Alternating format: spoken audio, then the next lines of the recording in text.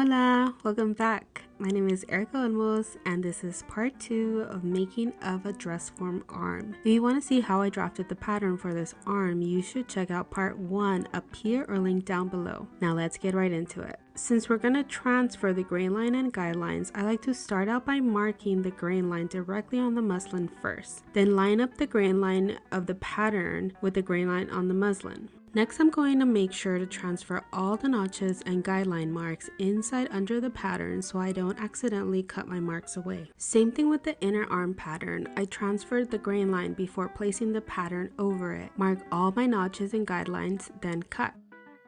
And now that I have all my marks, I'm going to draw them in pencil and I will stitch them before sewing the arms together. I'm also drawing the sewing lines for the darts. Here are the finished pieces. Outer arm cut 1 self, inner arm cut 1 self, shoulder extension cut 2 self, armhole base cut 2 self, wrist base cut 2 self.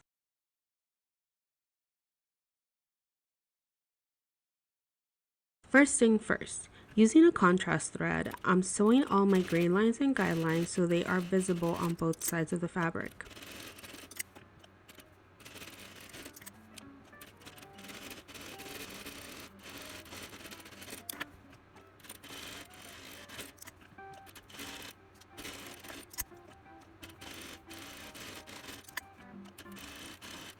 Up next, I'm closing my darts on the outer arm. It's a lot easier to sew the curved darts when they're marked in pencil first.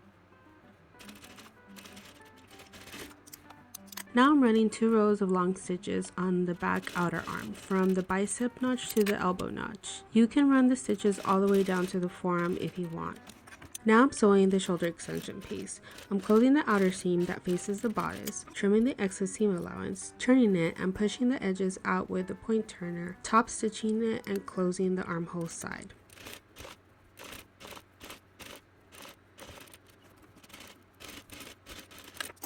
Now I'm ready to start closing the arm. Starting from the top, I'm pinning down to the bicep and from the wrist up to the elbow. I'm pulling the 2 top threads of the gathering stitches enough so my seams match the inner arm, making sure to disperse the gathers as evenly as possible. And just to note, running the stitches from the bicep to the forearm may make it easier to disperse the ease. Next, I'm closing the seam.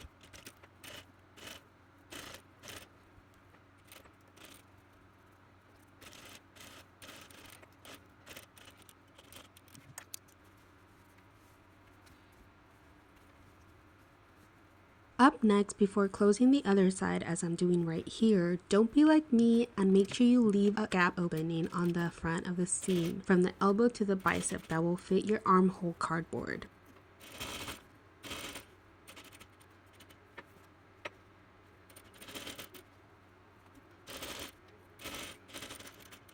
Oh, look at me going, not realizing my mistake. Up next, I'm connecting the shoulder extension to the outer arm, pinning from the front notch to the shoulder notch to back notch.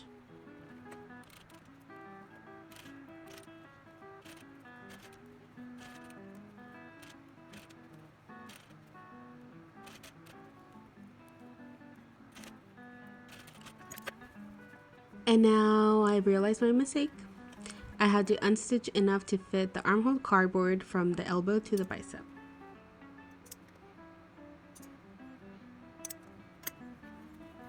But for now, I can go ahead and sew the wrist base on the arm. I'm making sure to match the wrist notches to the arm. I realized I forgot to mark the center outer arm notch, so I'm finding the center and marking it, and now I can pin the base to the arm.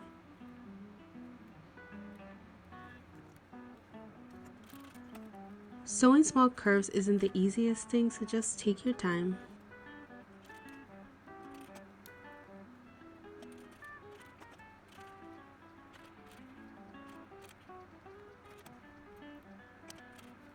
You can snip some of the arm wrist seam allowance to help you sew and release some of the tension, or snip it afterwards like I did.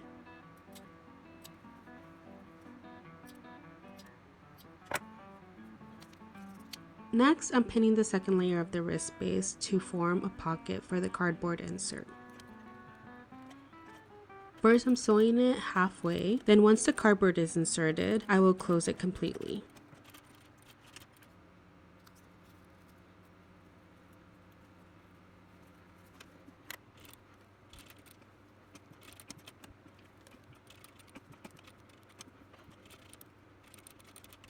Now turning the wrist right side out, you can see that's done. Now back to this part. I need to open it a little bit more. And now we can work on the armhole base. I'm matching the notches and pinning them in place. Now I can close the armhole.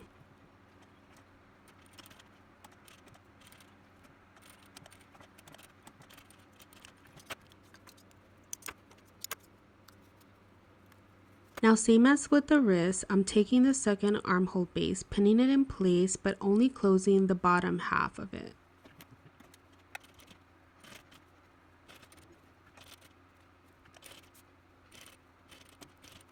Now I can insert the cardboard in place and sew the other half closed.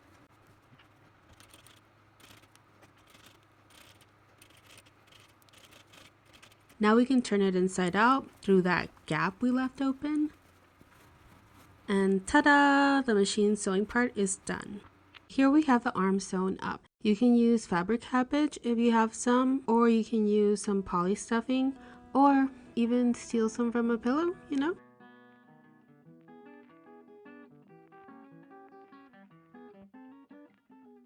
Make sure you fill all the nooks and crannies. You don't want to overstuff it though, but you also don't want to understuff it, so you be the judge.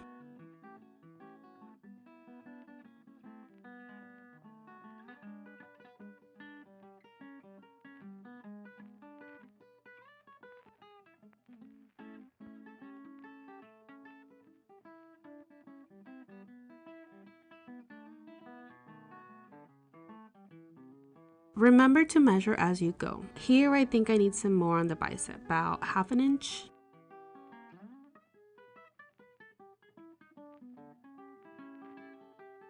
Okay, that measures 15.5 inches now. I'm gonna pin it closed and hand sew it shut.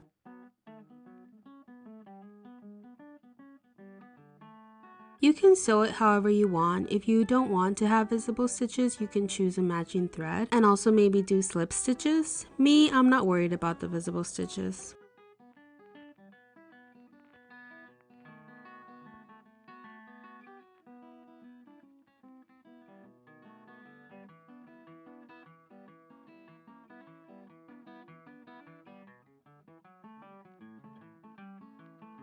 I'm just rolling it to help the stuffing out.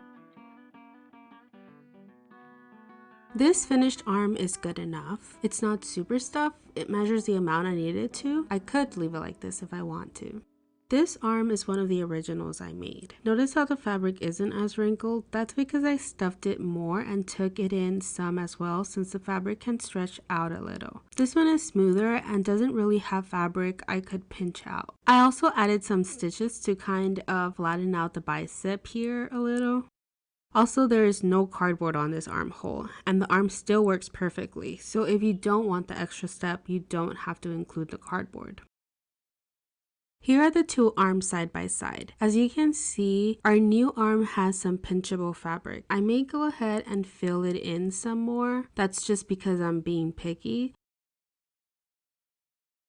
So I went ahead and stuffed the arm some more, but in doing so, I did have to take in the fabric as well. Not too much, just a little bit. I left the seam on the outside so you can see the difference. Here you can see the difference of the bicep with the tucked stitches and without them. The flattened bicep also allows the arm to hang better on the dress form. Otherwise, the bicep pushes the arm out, if that makes sense. These are some of the options you could do with your arm. You can make the decisions that best suits you. To cardboard or not to cardboard. To stuff or not overstuff. To add tuck stitches or not. Either way, I hope you have fun making your very own dress form arm. Thank you so much for watching. That's how I made these dress form arms, or how I wish I would have made these dress form arms, but making mistakes is good because you learn from them. Anyways, and I also want to point out that these dress form arms are not a substitute for a basic sleeve pattern. You still have to these are not substitutes for the basic sleeve pattern. You still have to draft a pattern for a basic sleeve. These dress form arms are good to drape off shoulder bodices or puff sleeves or full sleeves that need to taper down, that type of thing. Anyways, thank you so much for watching, and I hope I inspired you to create more. Bye.